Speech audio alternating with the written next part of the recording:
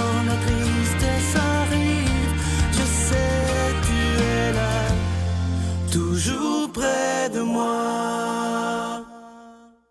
Bon mardi, bienvenue à votre émission La Victoire de l'amour. J'espère que vous allez bien cette belle journée. On rejoint quelqu'un qu'on apprécie tellement pour un vent de fraîcheur, notre amie Brigitte.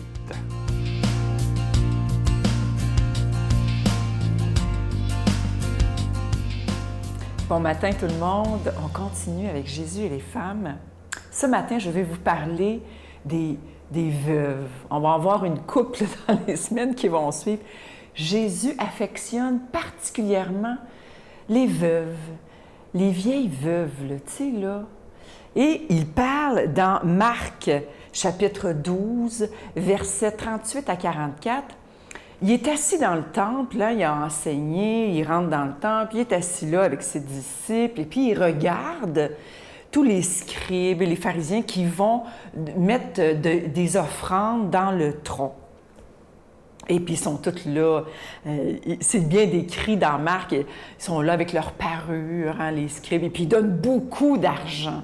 Et là, Jésus, ça vaut la peine que je vous le lise pour voir toute la finesse de Jésus. Assis en face du tronc, Jésus regardait comment la foule mettait de l'argent dans le tronc. De nombreux riches mettaient beaucoup. Vint une veuve pauvre qui mit 2 piécettes, quelques centimes. Appelant ses disciples, Jésus leur dit: « En vérité, je vous le déclare, cette veuve pauvre a mis plus que tous ceux qui mettent dans le tronc. Car tous ont mis en prenant sur leur superflu. Mais elle a pris sur sa misère pour mettre tout ce qu'elle possédait, tout ce qu'elle avait pour vivre. » Wow. Jésus voit ça. Il voit ça. Et c'est dans une vieille pauvre veuve qui voit ça, qui met son superflu, ce qu'elle a d'extra. Elle a gardé le nécessaire. Mais ceux qui ont donné, hein, plutôt l'inverse, ceux qui ont donné, c'était le superflu. Elle met tout ce qu'elle a. Alors, il se sert d'une veuve. Et vous savez que les veuves, c'est pas comme aujourd'hui où les veuves, ça va bien, on a notre pension et puis on est capable de vivre, hein, n'est-ce pas? Les femmes, on a travaillé, mais dans ce temps-là, les femmes, c'était pas comme ça. Quand tu étais veuve, si tu n'avais pas un fils qui était là pour prendre soin de toi ou de la famille qui était là pour prendre soin de toi, c'était la grosse misère. Tu étais tout seul. C'est pas pour rien qu'on disait qu'il fallait prendre soin de la veuve et de l'orphelin. C'était la grosse misère. Tu étais comme rien. Hein? Déjà, quand tu étais une femme, tu n'étais pas grand-chose. Mais quand tu étais une femme vieille puis veuve, tiens, toi, tu pourris là. Mais Jésus, c'est ça qui le touche. C'est ça qu'il regarde. Jésus, il regarde les veuves. Il en parle souvent dans son évangile et ça le touche de voir comment ces femmes-là, démunies, qui sont fragiles, elles donnent. Ça compte aux yeux du Seigneur, ça compte aux yeux de Dieu. Voilà la douceur de notre Jésus. Notre Père qui es aux cieux, que ton nom soit sanctifié, que ton règne vienne, que ta volonté soit faite sur la terre comme au ciel. Donne-nous aujourd'hui notre pain de ce jour. Pardonne-nous nos offenses comme nous pardonnons à ceux qui nous ont offensés. Ne nous laisse pas entrer en tentation, mais délivre-nous du mal, car c'est à toi qu'appartient le règne, la puissance et la gloire pour les siècles des siècles. Amen.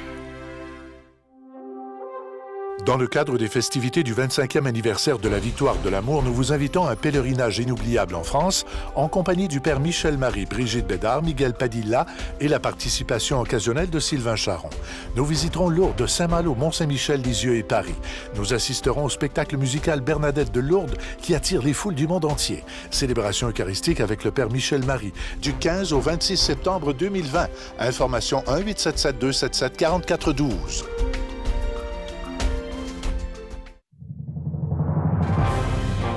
compagnie du père Michel Marie, Marcia Pilote, Sœur Angèle, Éloi Gillard, Stéphane Roy, Brigitte Bédard et Sylvain Charon. En chanson, Mélissa Bédard, Georgia Fumanti, Jessica Poulain et Miguel Padilla. Et un mini-spectacle de l'unique Natacha Saint-Pierre et Grégory Turpin. Les 6 et 7 juin 2020 à 13h et 19h à la salle Maurice-Aubry de Sherbrooke. À réserver rapidement au 514-523-4433 ou sans frais au 1-888-811-92-91. Je suis toujours au Centre culturel de l'Université de Sherbrooke, à la salle Maurice-Aubry. C'est ici qu'aura lieu le 25e anniversaire de la Victoire de l'amour en juin 2020. Si vous saviez comment j'ai hâte et comment toute l'équipe travaille très fort déjà. Je suis très heureux aussi de vous parler de ce beau cadeau du mois. Vous avez été tellement nombreux à nous le demander. Il s'agit d'un CD, l'intégrale de la conférence du bon père Michel Marie qui avait lieu le 17 août dernier au sanctuaire Notre-Dame-du-Cap où il y avait plus de 1600 personnes qui étaient venues pour l'entendre. Une conférence d'une grande profondeur. Et je réponds tout de suite à quelques interrogations que des gens nous ont dit. Vous savez, il y a des gens qui disaient, oui, mais au sanctuaire, on n'entendait pas bien, il y avait de l'écho. Mais nous, on avait prévu le coup. On avait mis un micro-cravate, comme j'ai ici, sur la soutane du père Michel Marie. Donc, le son du CD est parfait et impeccable. Donc, c'est un peu comme si vous étiez seul à seul avec le père Michel Marie. Et vous allez voir, c'est une conférence qui donne tellement, mais tellement d'espérance. C'est avec un don de 25 $ et si vous en voulez deux, avec un don de 40 $, je vous donne l'adresse. La Victoire de l'amour, casier postal 120, succursale Boucherville à Boucherville, le J4B 5E6, je vous la redonne. La Victoire de l'amour, case postale 120, succursale Boucherville à Boucherville, le J4B 5E6. Également par téléphone, par carte de crédit du lundi au vendredi de 8h30 à 16h30 dans le 514-523-4433, 523-4433 ou sans frais le 1-888-811-9291, 1-888-811-9291 et aussi sur notre site Internet le www.lavictoiredelamour.org.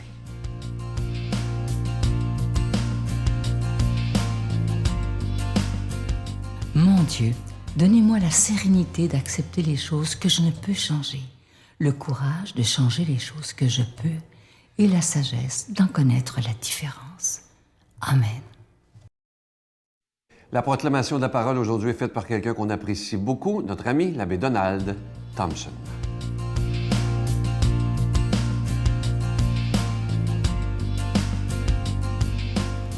Bon matin, déjà la mi-octobre.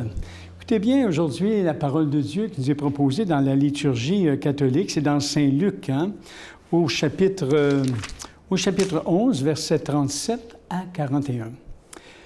Pendant que Jésus parlait, un pharisien l'invita pour le repas de midi. Jésus entra chez lui et prit place. Le pharisien fut étonné en voyant qu'il n'avait pas d'abord fait les ablutions précédant le repas. Le Seigneur lui dit, « Bien sûr, vous les pharisiens, vous purifiez l'extérieur de la coupe et du plat, mais à l'intérieur de vous-même, vous êtes remplis de cupidité, de méchanceté. Insensé. Celui qui a fait l'extérieur n'a-t-il pas fait aussi l'intérieur? Donnez plutôt en au monde ce que vous avez, et alors tout sera pur pour vous. » C'est simple, aujourd'hui, c'est très, très simple, parole très courte, très brève, mais qui en dit beaucoup. Alors, un pharisien. Qu'est-ce qu'un pharisien à l'époque, dans le monde juif, dans les synagogues juives, le samedi, on se réunit, comme l'équivalent pour nous, les chrétiens, dans les églises le jour du Seigneur, le dimanche. Donc, ce sont des pharisiens de pieux laïcs qui contrôlent les synagogues.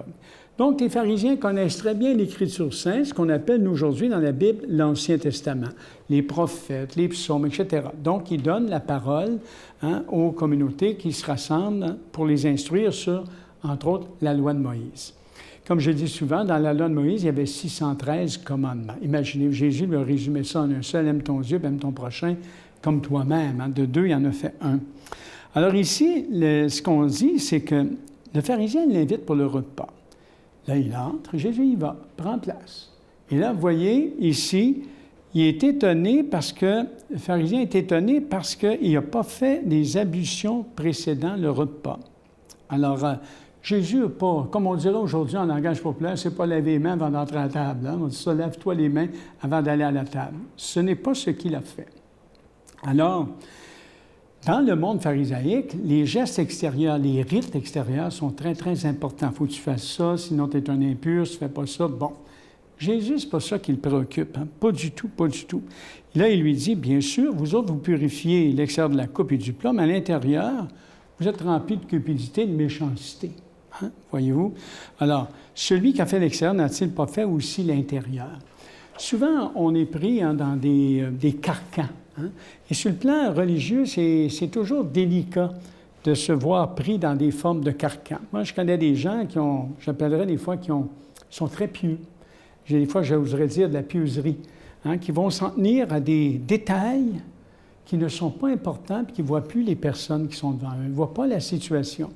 Alors, qu'est-ce qu'il nous faut faire? C'est de l'intérieur qui sort, hein, que sortent les valeurs qu'on a. C'est de l'intérieur d'abord. Oui, ça nous prend des normes, des points de repère, bien sûr, en communauté de croyants, dans la vie sociale, bien sûr, mais c'est toujours le regard qu'on a. Hein? Celui qui a fait l'extérieur n'a-t-il pas fait aussi l'intérieur? Alors, donnez ce que vous avez et tout sera pour vous pur. Voyez-vous? Donc, la pureté ou l'impureté, bibliquement parlant, ne se réduit pas à des rites extérieurs. Alors, tu ne t'es pas lavé les mains, tu n'as pas fait les ablutions, tu es un impur. Non, c'est de l'intérieur que ça sort. Donc, en d'autres mots, c'est un ajustement constant de notre vie aux valeurs de Jésus. C'est pour ça que Jésus dit en quelque part dans l'Évangile de Jean, dans un autre passage, « La vérité vous rendra libre ». Quand on est bien branché, bien connecté, puis on adopte les valeurs du Christ, il y a beaucoup de liberté par rapport à bien des situations qu'on peut avoir. Et surtout, on a un second regard constant sur des choses qui peuvent être sont périphériques à la fois, hein, qui ne sont pas les plus importantes. L'important, c'est de bien brancher, et après ça, on adopte un style de vie, hein, qui va avec ces valeurs-là. Alors, ce que j'appelle, moi, être bien connecté, être bien branché spirituellement, chrétiennement parlant. Alors, c'est intéressant de voir aujourd'hui que Jésus prend la peine. Voyez-vous, il n'y a pas de monde qui va mettre à part. Il va même chez les pharisiens, il est allé chez des pécheurs, on l'a vu dans d'autres évangiles, mais toujours, il ramène les gens. Hein, quand aujourd'hui, il traite les pharisiens d'insensés, on voit que Jésus a un caractère quand même, il donne sa position. Insensé. Hein? Pourquoi vous en tenez à l'extérieur alors que c'est l'intérieur qui est le plus important? Alors aujourd'hui, qu'est-ce qui est intéressant pour nous? Quand les gens nous rencontrent comme croyants, qu'est-ce qu'ils veulent voir de nous? C'est des gens qui ont une musculature intérieure, qui ont de l'intériorité et qui sont bien branchés, puis en même temps, qui ont une belle liberté en étant bien connectés. Alors, c'est la grâce que je vous souhaite et je vous demande aujourd'hui de vous bénir dans votre journée puis d'avoir cette liberté intérieure constante et de ne pas agir en pharisien vis-à-vis des personnes qui ne sont pas comme nous, différentes de nous. Que le Dieu de la vie, donc, vous bénisse. Hein? Le Père, le Fils et le Saint-Esprit. Je vous souhaite une excellente journée. Je vous salue Marie, pleine de grâce. Le Seigneur est avec vous. Vous êtes bénie entre toutes les femmes, et Jésus, le fruit de vos entrailles, est béni. Sainte Marie, Mère de Dieu, priez pour nous pauvres pécheurs, maintenant et à l'heure de notre mort. Amen. Vous savez, hier, je vous disais à quel point ça va vite pour le 25e, la réservation des billets. Il se passe quelque chose cette année qui est vraiment bizarre. C'est la même chose pour le pèlerinage en France, qui aura lieu en septembre 2020. C'est inimaginable la vitesse à laquelle ça réserve. Alors, je parlais dernièrement avec l'agent de voyage, Expression Voyage. Si vous voulez venir avec nous en septembre prochain, je vous le dis, dépêchez-vous parce que ça va être complet assez rapidement. Alors, je sais que ça va être un pèlerinage extraordinaire et c'est dans le cadre du 25e anniversaire de la Victoire de l'Amour. Moi, la place que j'ai hâte d'aller, évidemment, c'est à Lourdes, aussi pour voir ce magnifique spectacle musical. Bernadette de Lourdes, il paraît que c'est magnifique et ça attire les foules du monde entier. Bonne journée, à demain. Bye. À tous les pères de la terre, à toutes les mères qui entendront ma chanson comme une prière, comme 1000 voix qui disent: nous vous aimons.